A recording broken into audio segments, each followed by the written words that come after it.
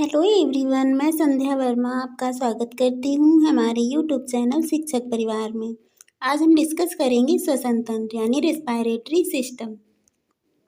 अब हम देखते हैं श्वसन किसे कहते हैं। श्वसन ऐसी सभी भौतिक एवं रासायनिक क्रियाओं के योग को श्वसन कहते हैं जिनमें वायुमंडलीय ऑक्सीजन शरीर की कोशिकाओं में पहुंचकर भोजन का ऑक्सीकरण या जारण करती हैं तथा CO2 गैस बाहर निकालती है। इस प्रक्रिया को श्वसन कहते हैं। अब हम कुछ जंतुओं के मुख्य श्वसन अंग के बारे में जानेंगे, जैसे कि फेफड़े के द्वारा मेढक जब स्थल पर होता है तब उसमें फेफड़े के द्वारा श्वसन होता है, और मनुष्य में, पक्षी में, छिपकली में एवं पशु इत्यादि में फेफड़े के द्वारा श्वसन होता है। त्वचा के द्वारा किसमें होता है, जैसे कि केंचुआ और मेढक। त्वचा के द्वारा मेढक में तब होगा श्वसन जब वो पानी में होता है, और गिल्स के द्वारा मेढक के लार्वे में होता है, मछली प्राण में होता है, और श्वसन नाल यानी ट्रैकिया के द्वारा श्वसन कीट में होता है। सामान्य शरीर सतह के द्वारा अमीबा, स्पंज और हाइड्रा में श्वसन होता है। पुस्त फेफड़े यानी बुक लंग्स के द्वारा मकड़ी और बिच्छू में श्वसन होता है, और मुख गुहिका यानी बक्कल कैविटी के द्वारा मेढक के लार्वे में होता है। टेडपोल की अवस्था में जब मेढक होता है तो मुख गुहिका के द्वारा श्वसन होता है, और पुस्त क्लोम बुक गिल्स के द्वारा लिमुलस में होता है। यह एक केकड़े की प्रजाति होती है। अब हम देखेंगे कि वायवीय श्वसन किसे कहते हैं। वायवीय श्वसन को इंग्लिश में एरोबिक रेस्पिरेशन कहते हैं। वायवीय श्वसन वह प्रक्रिया है जिसमें ऑक्सीजन की उपस्थिति में श्वसन क्रियाधार यानी रेस्पिरेटरी सबस्ट्रेट का ऑक्सीकरण, जैसे कि CO2 H2O में होता है और एवं ऊर्जा प्राप्त होती है। इसमें ग्लूकोज और ऑक्सीजन की क्रिया होती है, और उत्पाद में CO2 यानी कार्बन डाइऑक्साइड, जल और 686 कैलोरी ऊर्जा प्राप्त होती है। कोशिकीय श्वसन में ग्लूकोज के एक पायरुविक अम्ल के 2 अणु के निर्माण की प्रक्रिया क्या कहलाती है, ग्लाइकोलिसिस कहलाती है। ग्लाइकोलिसिस कोशिका द्रव्य में संपन्न होती है।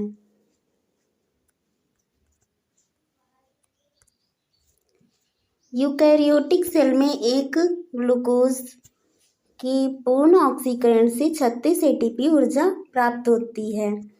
प्रोकैरियोटिक सेल में एक ग्लूकोज के ऑक्सीकरण से अवायवीय दशा में 2 ATP जबकि वायवीय दशा में 38 ATP ऊर्जा प्राप्त होती है। श्वसन के 3 चरण होते हैं जो निम्न प्रकार हैं: बाह्य श्वसन,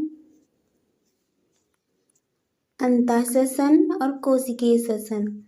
बाह्य श्वसन शरीर रुधिर या शरीर तथा वायु के बीच O2 और CO2 का आदान प्रदान होता है, इसे बाह्य श्वसन कहते हैं। कि जैसे हम सांस लेते हैं उसे बाहर निकालते हैं, ये बाह्य श्वसन हुआ।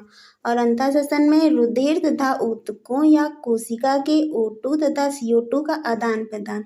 जैसे कि हम जब सांस लेते हैं तो फेफड़े के द्वारा ऑक्सीजन जो होती है वो ब्लड के थ्रू कोशिकाओं में जाती है और वहाँ से कार्बन डाइऑक्साइड लेके वापस बाहर छोड़ती है। इस प्रक्रिया को अंतः श्वसन कहेंगे। और कोशिकीय श्वसन यानी कोशिकाओं में ईंधन या पदार्थों का ऑक्सीकरण तथा ऊर्जा का उत्पाद ग्लूकोज को कोशिकीय ईंधन कहते हैं।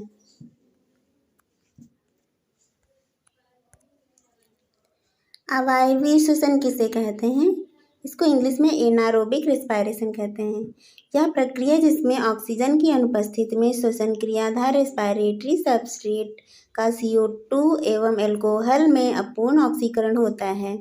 जैसे कि ग्लूकोज की क्रिया होगी तो कार्बन डाइऑक्साइड और एथिल एल्कोहल और 56 किलो कैलोरी इसमें ऊर्जा प्राप्त होती है। इस क्रिया को किण्वन भी कहते हैं। कंकालीय पेशियों में अवायवीय श्वसन द्वारा ग्लूकोज से लैक्टिक अम्ल बनता है।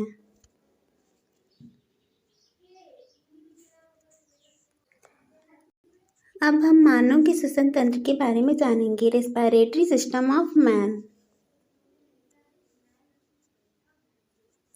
मानव के प्रमुख श्वसनांग फेफड़े होते हैं, जो वक्ष गुहा में कशेरुक दंड तथा पसलियों द्वारा बने एक कटघरे में सुरक्षित होते हैं। अतः फेफड़ों तक बाहरी वायु के आवागमन हेतु नासिका, ग्रसनी, वायुनाल तथा इसकी शाखाएं मिलकर एक जटिल वायु मार्ग बनाती हैं। इस प्रकार ये सब अंग तथा फेफड़े मिलकर मानव का श्वसन तंत्र बनाते हैं। श्वसन तंत्र के दो भाग होते हैं, श्वसन अंग तथा संवाही तंत्र में बांटा जा सकता है। श्वसन अंग रेस्पिरेटरी ऑर्गन। मनुष्य में फेफड़े श्वसन तंत्र में श्वसन अंग का काम करते हैं। फेफड़ों के ऊपरी झिल्ली दोहरी झिल्ली होती है, जिसे फुफ्फुसावर्णी कला या प्लूरा कहते हैं। खरगोश के दाएं फेफड़े में 4 पालियां होती हैं, जबकि मनुष्य में 3 पालियां होती हैं। फेफड़ों की रचनात्मक तथा क्रियात्मक इकाई वायुकोश या कूपिका कोश होती है। वायुकोश की दीवार पर एल्वियोलाई यानी कूपिकाएं होती हैं। संवाहनी तंत्र कंडक्टिंग सिस्टम। संवाही अंग वायु को वातावरण से फेफड़ों तक पहुंचाने का कार्य करते हैं। मनुष्य के प्रमुख संवाही अंग निम्न प्रकार हैं, जैसे नासाद्वार, ग्रसनी, कंठ, श्वासनाल, श्वसनी और श्वसनिका। हम इसे डायग्राम की सहायता से समझते हैं। रेस्पिरेटरी सिस्टम के अंतर्गत वे सभी ऑर्गन आते हैं जिससे होकर एयर का आदान प्रदान होता है, जैसे कि nose, nasal cavity, pharynx, larynx, trachea, bronchi, bronchioles, alveoli और लंग्स। नोज जो होती है 2 नोजल चैम्बर में बटी होती है। इसमें कुछ रोम पाए जाते हैं जो धूल के कणों को अंदर जाने से रोकती है, और इसमें म्यूकस मेम्ब्रेन होती है जो 1/2 लीटर प्रतिदिन निकलता है। यह बैक्टीरिया और वायरस जैसे अन्य माइक्रोब्स को अंदर जाने से रोकती है। इसके बाद आता है फेरिंग्स। फेरिंग्स जो होता है इसको हिंदी में ग्रसनी कहते हैं। यह रेस्पिरेटरी सिस्टम के साथ साथ डाइजेस्टिव सिस्टम का भी पार्ट होता है। इसके बाद आता है लैरिंग्स। लैरिंग्स जो होता है ये इसको वॉइस बॉक्स भी कहते हैं। ये साउंड प्रोड्यूस करने का काम होता है। फिर इसके आगे का पार्ट आता है ट्रैकिया। ट्रैकिया के ऊपर एक ढक्कन जैसा ढक्कन पाया जाता है जो एपिग्लॉटिस कहते हैं, जिसको जब भी कुछ हमें निगलना होता है तो यह ट्रैकिया के द्वार को बंद कर देता है। जब हम खाना खाते हैं तो हमें नहीं बोलना चाहिए। कभी कभी खाना जो होता है ये ट्रैकिया में फंस जाता है, जिससे हमें हिचकी आने लगती है। और फिर ट्रैकिया की जो होता है इसकी लंबाई 10 से 11 सेंटीमीटर होती है। ट्रैकिया की वॉल पर 16 से 20 तक सी शेप के बने कार्टिलेज की रिंग होते हैं, जिसका काम होता है ट्रैकिया को सिकोड़ने तथा चिपकने से बचाना। रिंग जैसे बने होते हैं। इसके बाद ट्रैकिया जो होती है 2 ब्रोंकाई में बढ़ जाती है, लेफ्ट ब्रोंकाई और राइट ब्रोंकाई। फिर ब्रोंकाई आगे चलकर ब्रोंक्यूल्स में बढ़ जाती है, और ब्रोंक्यूल्स आगे चलकर एल्वियोलाई में बढ़ जाती है। एल्वियोलाई गोलाकार आकृति की संरचना होती है। इसमें तंतुओं का जाल सा फैला रहता है जो ऑक्सीजन को ब्लड के थ्रू पूरे बॉडी में ले जाती है, और सेल्स से कार्बन डाइऑक्साइड लेकर बाहर फेफड़े के थ्रू और फिर बाहर निकालती है कार्बन डाइऑक्साइड को। अब हम ब्रीदिंग की प्रोसेस को समझेंगे। ब्रीदिंग जो श्वसन होता है वो 2 टाइप का होता है, इंस्पायरेशन और एक्सपायरेशन। इंस्पायरेशन, इस प्रक्रिया में वायु अंदर ली जाती है, इससे पेशियां संकुचित होती हैं और डायफ्राम समतल हो जाता है। निचली पसलियाँ जो होती हैं बाहर एवं ऊपर की ओर फैलती हैं और छाती फूल जाती है। फेफड़ों में वायु का दाब कम हो जाता है और वायु फेफड़ों में प्रवेश कर जाती है। एक्सपायरेशन की क्रिया में वायु फेफड़ों से बाहर निकलती है। इसमें डायफ्राम एवं पेशियाँ शिथिल हो जाती हैं तथा डायफ्राम फिर से गुंबद के आकार का यानी डोम शेप्ड हो जाता है। फिर छाती संकुचित हो जाती है तथा वायु बाहर की ओर नाक एवं वायुनाल द्वारा बाहर निकल जाती है। मनुष्य 1 मिनट में 12 से 15 बार सांस लेता है, जबकि नवजात शिशु जो होता है 1 मिनट में लगभग 40 बार सांस लेता है।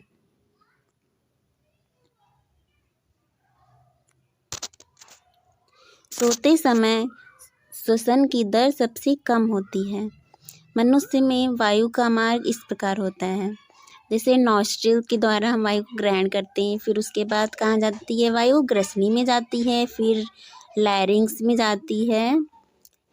जो लैरिंग्स में वायु के टकराने से स्वर उत्पन्न होता है। उसके बाद श्वासनाल में, फिर ग्रसनी में, फिर ब्रोंक्यूल्स में, फिर एल्वियोलाई में जाती है। फिर एल्वियोलाई के थ्रू ब्लड में ऑक्सीजन जाती है, फिर ब्लड के थ्रू अनेक कोशिकाओं में जाती है, फिर वहाँ से कार्बन डाइऑक्साइड लेकर बाहर की ओर छोड़ती है।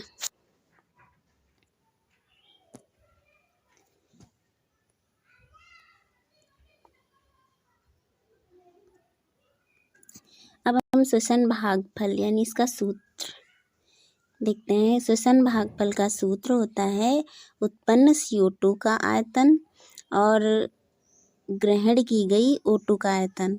इसको निकालेंगे तो श्वसन भागफल निकल आएगा। श्वसन भागफल गैनों के रेस्पायरोमीटर से नापा जाता है।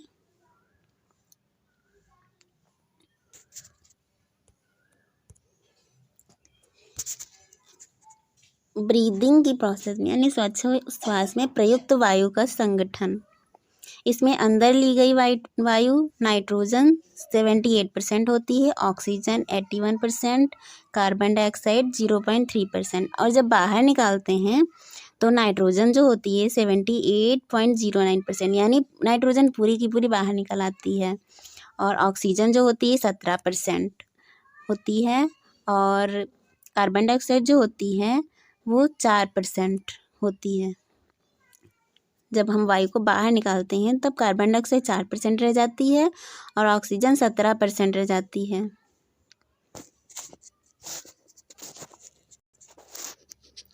अब हम जंतुओं में श्वसन वर्णक के बारे में देखते हैं। हीमोग्लोबिन जो होता है वो RBC एवं प्लाज्मा में पाया जाता है।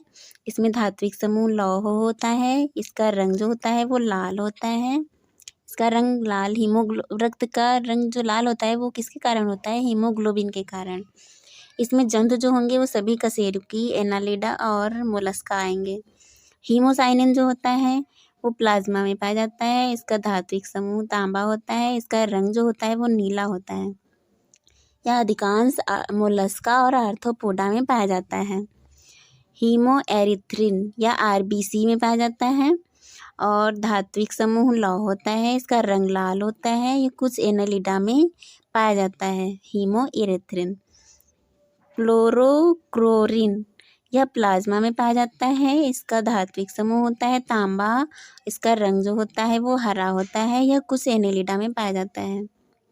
पिनोग्लोबिन यह प्लाज्मा में होता है। इसका धात्विक समूह मैग्नीज होता है और इसका रंग जो होता है वो भूरा होता है। यह कुछ मोलस्का में पाया जाता है। अब हम श्वसन विकार यानी रेस्पिरेटरी डिसऑर्डर, श्वसन से संबंधित जो बीमारियां होती हैं उनके बारे में जानेंगे। एम्फाइसीमा किसे कहते हैं? यह सिगरेट पीने या धुएं के बीच काफ़ी समय तक सांस लेने से एम्फाइसीमा हो जाता है। इसमें अनेक कोशिकाओं के बीच की भित्ति का संलयन हो जाने से श्वसन सतह कम हो जाती है, जिसके कारण कोशिका की भित्ति का लचीलापन समाप्त हो जाता है और गैसीय विनिमय की क्षमता कम हो जाती है। श्वसनीय दमा किसे कहते हैं? ब्रोंकाइटिस। श्वसनीय दमा, इसमें श्वसनीय या सांस द्वारा भीतर गए किसी पदार्थ से एलर्जी के कारण होता है। इसमें श्वसनीय तथा श्वसनिका की अरेखित पेशियों में अतिसंकुचन हो जाता है, जिससे सांस लेने में कठिनाई होती है। और साइनोसिस किसे कहते हैं? साइनोसिस त्वचीय कोशिकाओं में अनाक्सीकृत रुधिर की उपस्थिति से साइनोसिस हो जाता है, जिसमें त्वचा तथा नाखून नीले हो जाते हैं। साइनोसिस में जो होता है वो अनाक्सीकृत यानी अशुद्ध रक्त इकट्ठा हो जाता है और त्वचा और नाखून जो होते हैं नीले हो जाते हैं। श्वास रोध यानी एस्फाइक्सिया किसे कहते हैं? शरीर के ऊतकों को ऑक्सीजन की प्राप्ति न होने को श्वास रोध या एस्फाइक्सिया कहते हैं। जब ऊतकों को ऑक्सीजन प्राप्त नहीं हो पाती है, इस अवस्था को क्या कहते हैं? एस्फाइक्सिया। निमोनिया किसे कहते हैं? ये तो सबको पता होगा।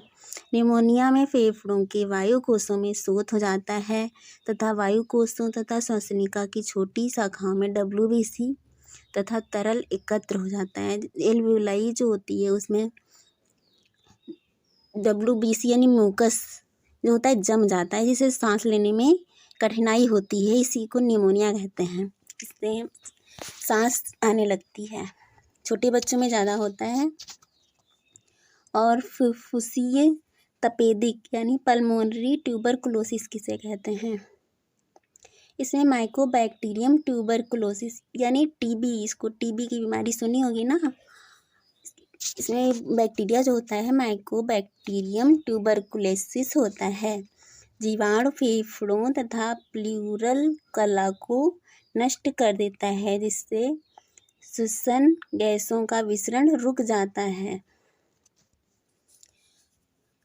डिस्पिया किसे कहते हैं? इसमें दर्द युक्त सांस डिस्पिनिया कहलाती है। सांस लेने में कठिनाई होती है और हमें दर्द होता है। इस अवस्था को डिस्पिनिया कहते हैं। आज के लिए बस इतना ही। Thank you everyone.